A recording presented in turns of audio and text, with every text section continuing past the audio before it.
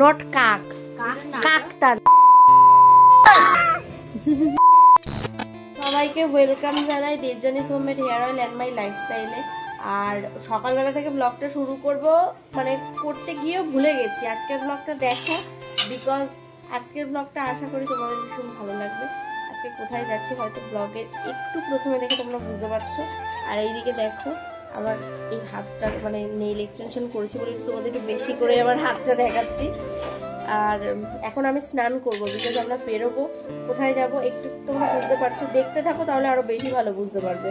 করে নিয়েছি, চান করে এই যে পুজো দিয়ে নিলাম। গাড়ির টাইম দেওয়া রয়েছে 2টো, আর 2:30টার মধ্যে চলে আসবে, 2টো থেকে 2:30টার মধ্যে চলে আসবে। তো চলো সবাই বলো জয় বড় মা। এবার আমি রেডি হয়ে নিই, তারপর তোমার সামনে আসছি। বিকজ আজকে আমরা যাবো ওদের পুচুদির ভাইয়ের বাড়ি। এতক্ষণ এত সাসপেন্স রাখতে পারলাম না। পুচুদির বাড়িতে যাব কারণ আমার সোনার বার্থডে। চলো আগে রেডি হয়ে যাও, সুন্দর করে রেডি হতে হবে আমাকে, কারণ আমি মাসি বলে কথা।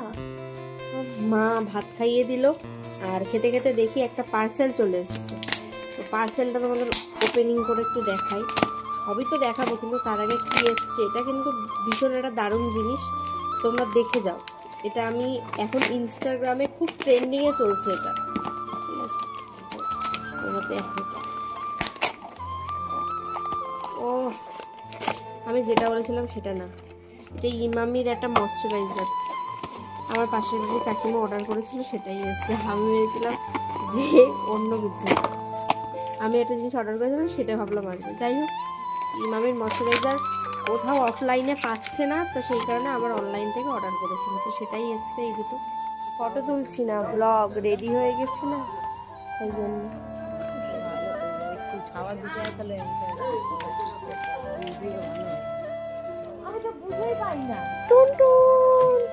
টাটা কর, টাটা কর। হুগলি কোন নগর, অনেক দূর, অনেক।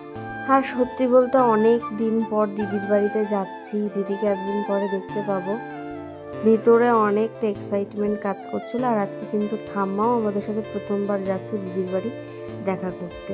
তো আর আমরা অনেকটাই তাড়াতাড়ি বেরিয়ে পড়েছিলাম। আর এইদিকে দেখো গাড়ির মধ্যে বসে বসে এত মজা লাগছিল, একটু ঢং করে নিচ্ছিলাম। আমার সে ঢং করতে বিশাল ভাল লাগে সত্যি, তোমরা সে পছন্দ করো আর সেই না করো।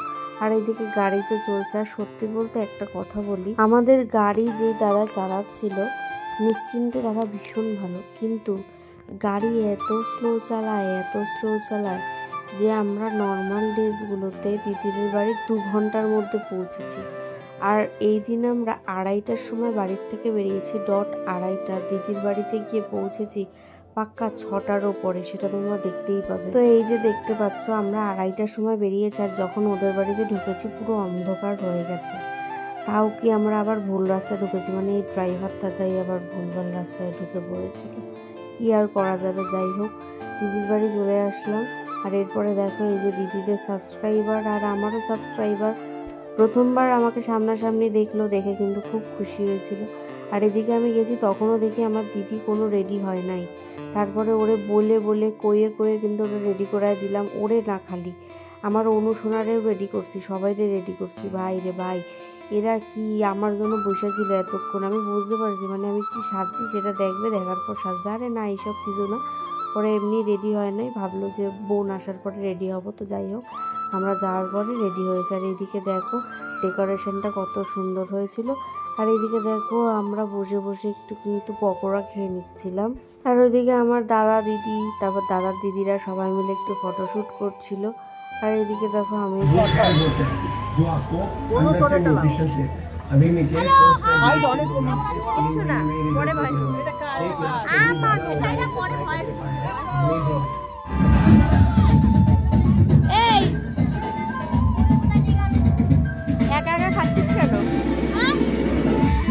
আর এদিকে অনু খাচ্ছিল পকোড়া। আমি বললাম কি খাচ্ছিস, তা আমার একটু জোর করে খাইয়ে দিল।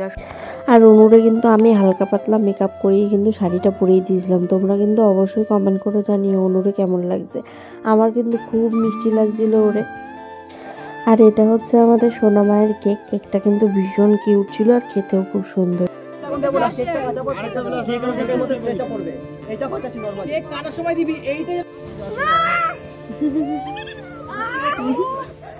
দাঁড়া।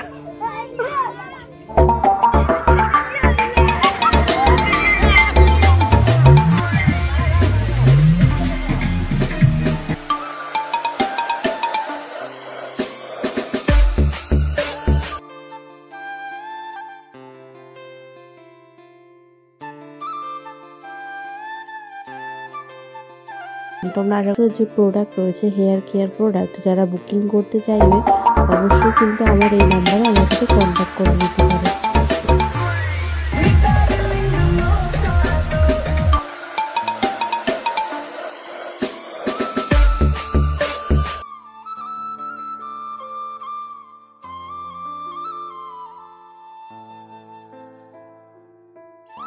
আর এদিকে দেখো আমরা কিন্তু প্রচুর বাজি ফাটিয়েছি, মানে সত্যি বলতে ভাবার বাইরে এতটাই আমরা বাজি ফাটিয়েছি।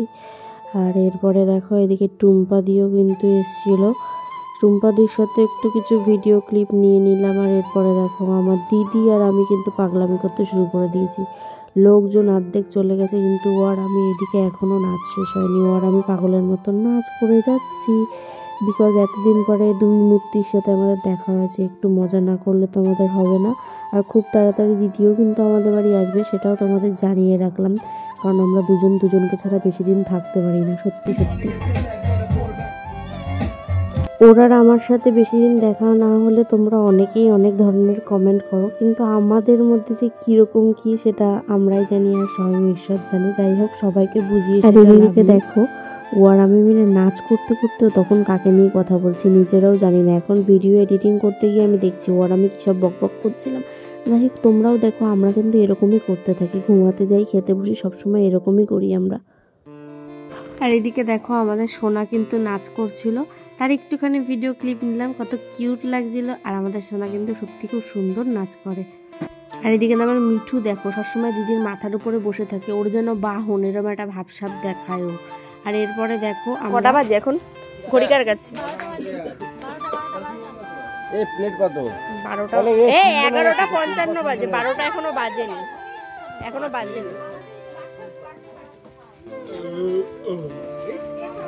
ওই ভিডিও করছে কেন রে, কে কি করে? নট কাক, কাকতার না, কাফতার।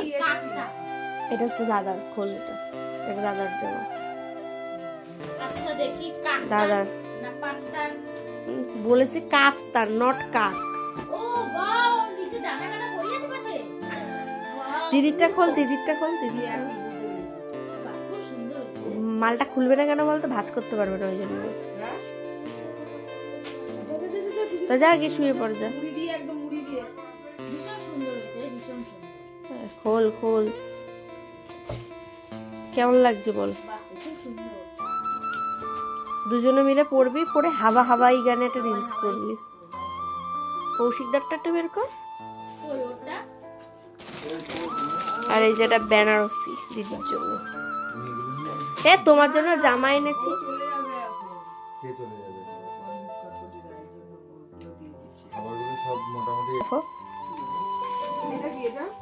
ওটা তোর মেয়েরটা দেখ,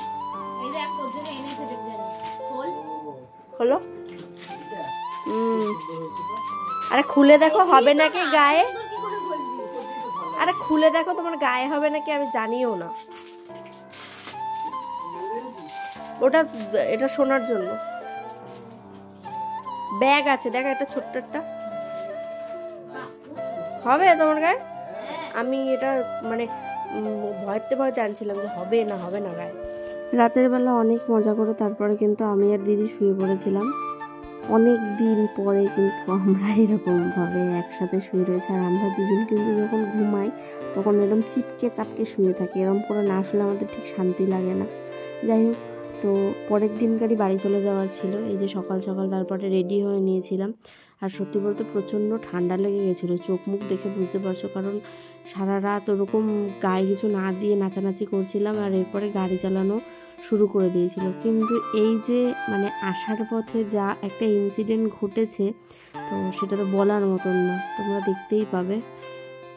এখানে আসার পথে না আমার বাবার প্রচণ্ড শরীর খারাপ করেছিল, মানে যেটা মানে একদম ভাবারই বাইরে। তখনও বুঝতে পারিনি, সারা রাত্রির এত আনন্দ মজা করার পরে কোনোটাই বুঝতে পারিনি যে এরমটা হবে।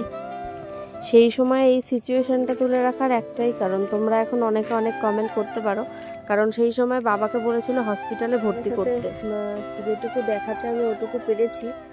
ওই সিচুয়েশানে এখন হয়তো কমেন্ট করবে তোমরা যে ওই সিচুয়েশানটায় তোমার ভিডিও করার কথা কি করে মাথায় আসলো বা কিছু।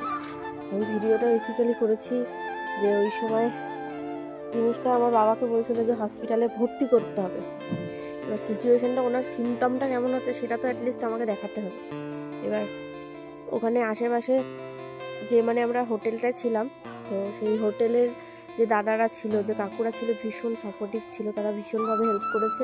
ইভেন দাদা দিদিকেও ফোন করা হয়েছিল, ওরা ইনস্ট্যান্ট ওখান থেকে আসছিল, ঠিক আছে। কিন্তু তারপরে আর আমার বাবা একটু ভালো বেটার ফিল করে, দেন হসপিটালে যেতে একেবারে চাইছিল না। তারপর ওখান থেকে ডাক্তার আনা হয়, ওই হোটেলেই আমরা পাশে থেকে একটা ডাক্তার নিয়ে আসা হয়। ওখানে সে এসে দেখে প্রেশার অনেক বেশি। আমার অতটা খেয়াল নেই সেই সময় বলেছে। আর এতটা সিচুয়েশান খারাপ হয়েছিল, ওই সিচুয়েশানে আমরা ঠিক কী করবো বুঝতেই পারছিলাম না। দাদা দিদিকে ফোন করেছিলাম, ওরা বললে ইমিডিয়েট হসপিটালে নিয়ে যা, আমরা ঢুকছি। তারপরে বাবা ওখান থেকে উঠতে পারছে না, প্রেশারের ওষুধ আনানো হলো, গ্যাসের ওষুধ ছিল ওখান থেকে খাওয়ানো হলো, বমির ওষুধ খাওয়ানো হলো। এত কিছু করার পরে একটু বাবা বেটার ফিল করলো। দেন তারপরে আমরা এই কিছুক্ষণ আগে আসলাম। কিছুটা না বললে তো তোমরাও বুঝতে পারবে না। তবে ওখানে যা সিচুয়েশান হয়েছিল না, বিশ্বাস করো বড় মাই রক্ষা করেছে। কারণ আমি যখন গাড়িতে করে ডাক্তার আনতে যাচ্ছি, তখনও না আমি গাড়িতে বসে খালি বড় মাকে ডাকছি যে বড় মা, আমার বাবার জন্য কিছু না হয়। যাই হোক, আপাতত আমরা বাড়ি চলে এসেছি। পরে নেক্সট আবার কোনো আপডেট নিয়ে তোমাদের সাথে দেখা হবে। সবাই সুস্থ থেকো, ভালো থেকো। আর এই যে অনেকেই জিজ্ঞেস করো না যে তোমাদের দিদির বাড়ি সবসময় আমরা কেন যাই না, ওদের সব অকেশন পারপাস আমরা কেন প্রেজেন্ট থাকি না, আর এটাই কারণ যে আমার বাবার পায়ের সমস্যা আছে, এমনি নর্মালি। তার একটা মানুষের, সেই মানুষটার বয়স হয়েছে, সে যাই হোক। আর তার থেকে বড়ো কথা, ওদের বাড়ি আর আমাদের বাড়ি না অনেকটা ডিস্টেন্স। আমার বাড়ি গোবরডাঙ্গা, ওর বাড়ি হুগলি কোন্নগর, অনেকটা ডিস্টেন্স, যেতে না অনেকটা কষ্ট হয়ে যায়। তো সেই কারণে সবসময় যেয়ে উঠতে পারি না। তোমরা অনেকেই আছে, অনেক ধরনের কমেন্ট করো, ঠিক আছে। তো আমি বলবো মানুষকে কমেন্ট করো, বলো, কিন্তু এমন কিছু বলো না যে মানুষের যেটাতে খারাপ লাগবে। তো আর কি বলবো, সবাইকে টাটা।